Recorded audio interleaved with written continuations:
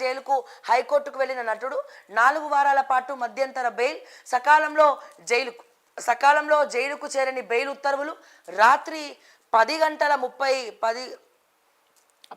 30 నిమిషాల తర్వాత పత్రాల అప్లోడ్. నేడు ఉదయం విడుదల చేస్తామన్న అధికారులు. అల్లు అర్జున్ అరెస్టుతో దేశవ్యాప్తంగా సంచలనం.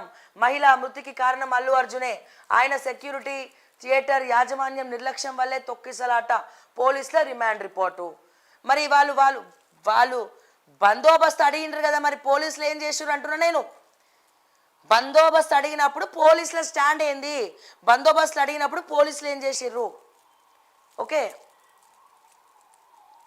ఇక్కడ అభద్రతా భావానికి పరాకాష్ట. అల్లు అర్జున్ అరెస్టుపై మాజీ మంత్రి కేటీఆర్ హైడ్రా భయంతో మృతి చెందిన వారి విషయంలో సీఎం రేవంత్ను అరెస్ట్ చేయాలన్న వ్యాఖ్య కరెక్టే కదా. మరి రేవంత్ సోదరుల అంశంలోనూ కూడా చట్టం ఇలాగే స్పందించాలి. చట్టం తన పని తాను చేసుకుంటా పోతుందన్నప్పుడు, సామాన్యుల ఇళ్లలో బుల్డోజర్ పెట్టినప్పుడు రేవంత్ రెడ్డి అన్న ఇంట్లో ఎందుకు పెట్టలే? దుర్గం చెరువులో ఉన్నటువంటి రేవంత్ రెడ్డి అన్న ఇళ్లను ఎందుకు మీరు బుల్డోజ్ చేయలేదు? చట్టం తన పని తాను చేసుకుంటా పోవాలి కదా. చట్టం ఎవరికి చుట్టం కాదని చెప్పి మీరు నిజంగానే నీతిగా నిజాయితీగా ధర్మబద్ధంగా పోతే మరి వీళ్ళ ఇల్లు ఎందుకు కుల్లగొట్టలే అని చెప్పి నేను అడుగుతా ఉన్నా. ఓకే, ఇక్కడ ఎవరి గురించి మాట్లాడుతున్నా, ఎవరికి మద్దతు తెలుపుతున్నాం అన్న విషయం కాదు. ఇట్లా ఎందుకు జరగలే? మీ అన్నదమ్ముల్ని ఎందుకు అరెస్ట్ చేయలేదు? ఇప్పుడు నేను మల్కాజ్గిరి పోయి అక్కడ ల్యాండ్ ఇష్యూని బేగం అనే వ్యక్తి కబ్జా పెట్టింది, మీరు అందరు చూసే ఉంటారు. దాంట్లో ఏం చెప్పారు తెలుసా? అడ్డంగా దొరికిపోయినారు పోలీసులు, నా మీద ఎఫ్ఐఆర్ ఫైల్ చేసారు. ఆ ఎఫ్ఐఆర్ నాకు పోలీస్ స్టేషన్ నుంచి రాలేదండి, వేరే ఇంటర్నల్ సోర్స్ ద్వారా నాకు వచ్చింది. ఓకే, అడ్డంగా దొరికిపోయినారు. మాకు రక్షణ కావాలని చెప్పి 100కి ఫోన్ చేసినాం. కానీ ఏం చెప్పారు తెలుసా? మాకు సంబంధం లేదు, మా ఎస్ఐతో ఎవడైనా 100కి ఫోన్ చేస్తే ఏం చేస్తారు అంటే, వీళ్ళకి ముందే తెలుసు అక్కడ అన్న అవుతున్నాయి అని చెప్పి ఏం పెట్టిరు తెలుసా నా మీద కేసు. నేనట నా ఓకే టీవీ మైకు వాళ్ళకి మైకులా కనబడట్లేట, చాకు లెక్క కనబడ్డాడట. నేను అక్కడ రెచ్చగొట్టి చాకు పట్టుకొని థ్రెటనింగ్ చేయడానికి పోయినట, వాళ్ళందరినీ బెదిరించడానికి పోయినట నేను. సరే, కోర్టులో ఇవన్నీ చూడరు అడ్వకేట్లు, మా జడ్జిలు అందరూ కూడా వాయిస్తున్నారు, జబర్దస్త్ మాట్లాడుతున్నారు. ఈ మధ్య మా జడ్జిలు అడగరా? మేము వీడియో చూపించాం, మా లైవ్ నడిచింది మొత్తం మల్కాజ్గిరిలో, మొత్తం లైవ్ నడిచింది. ఆ లైవ్లో నేను జడ్జి గారికి చూపించుకుంటా, ఏమని, మేడం సార్ ఇగో చూడండి, నేను కత్తి పట్టుకున్నా అన్నాడు, కానీ నేను పట్టుకుంది నా ఓకే టీవీ మైకు. పాపం వాళ్ళకి కళ్ళు అద్దాలు పెట్టుకోవాలేమో, వాళ్ళకి కళ్ళు చక్కగా కనబడతలేవు. సో నేనేమంటానంటే, మైకుని చూపించబోయి వాళ్ళు మైక్ అనుకొని మైక్ ప్లేస్లో కత్తి పెట్టినట్టున్నారు, వాళ్ళకి కత్తి కనబడుతుంది. నా లైవ్లో వచ్చిన విజువల్స్ ఇవి అని చెప్పి నేను పెన్ డ్రైవ్లలో ఇచ్చిన అనమాట. ఇంకేమన్నారు, నేను వాళ్ళని రెచ్చగొట్టి నేనట వాళ్ళని అందరిని వేసుకొని వచ్చినట్టు బెటాలియన్ని. సో వాళ్ళు మాకు ఈ ఇష్యూ ఉంది కవర్ చేయండి అని చెప్తేనే మేము పోయినాం. ప్లస్ ఇంకోటి కాంపౌండ్ వాళ్ళ లోపల వచ్చి అందరినీ బెదిరించిన వాళ్ళే రౌడీలు గుండెలకు ఉన్నారు వాళ్ళు ఒక్కొక్కడు. నేనే జేబులా ఎందుకైనా మంచిదని పెప్పర్ స్ప్రే పెట్టుకొని పోయినా. ఇప్పుడు ఈ మాత్రం ఫైర్ ఉన్నప్పుడు మనల్ని మనం కాపాడుకోవాలి కదా, ఎవడనేమన్నా ఏమైనా చేసినప్పుడు మనల్ని మనం కాపాడుకోవాలి. ఈ రోజుల ప్రతి మహిళ కూడా పెప్పర్ స్ప్రే మెయింటైన్ చేయాలి బయట.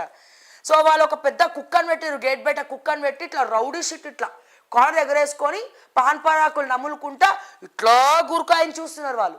సో మాకేం చేసినాం, 100కి ఫోన్ చేసినాం, మేము ఇక్కడ కవరేజ్కి వచ్చినాము, ఇది ప్రజల దృష్టికి తీసుకుపోవాలి. మరి రేవంత్ రెడ్డి పేరు చెప్పి కబ్జా చేస్తుండే, ఆ కృష్ణారెడ్డి ఇన్వాల్వ్ అయి ఉన్నాడు.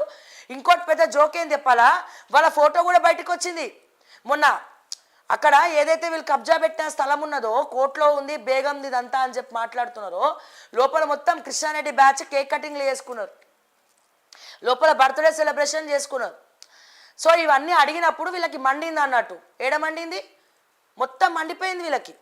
సో మండిపోయి అక్రమ కేసులు, ఏమని, నేను చాకు పట్టుకొని వచ్చినా వాళ్ళని చంపనీకి వచ్చినా అని చెప్పి. మరి చంపనీకి వచ్చినప్పుడు ఎందుకు అరెస్ట్ చేయలే మీరు నన్ను? ఎందుకు అరెస్ట్ చేయలే? ఎందుకంటే అందుకే నేను లైవ్ కవరేజ్ ఇచ్చిన. ఎందుకంటే లైవ్లో ప్రతి సాక్ష్యం ఉన్నది. నేను 100కి ఫోన్ చేసింది ఉన్నది, నేను కత్తి పట్టుకున్నా, నా ఓకే టీవీ మైకు పట్టుకున్నా అనేది ఉన్నది.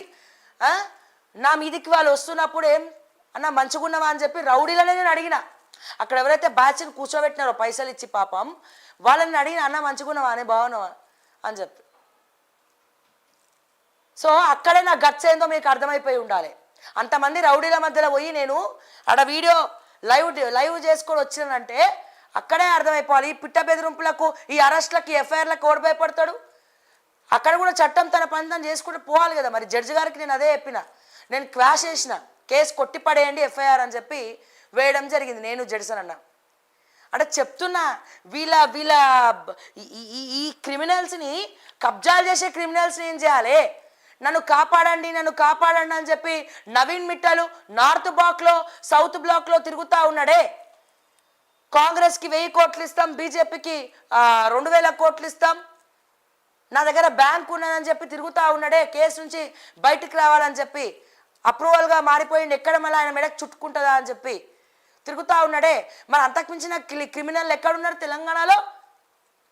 నిజంగా మీరు అరెస్ట్ చేయాలనుకుంటే చాలామంది క్రిమినల్స్ ఉన్నారు తెలంగాణలో. మీకు తెలియకపోతే నేను చూపిస్తా, వరుస పెట్టి కథనాలు చేసిన ఆ క్రిమినల్స్ ఎవరెవరు ఉన్నారో, ఆ క్రిమినల్స్ ఎక్కడెక్కడ ఉన్నారు అనేది చాలా ఉన్నాయి.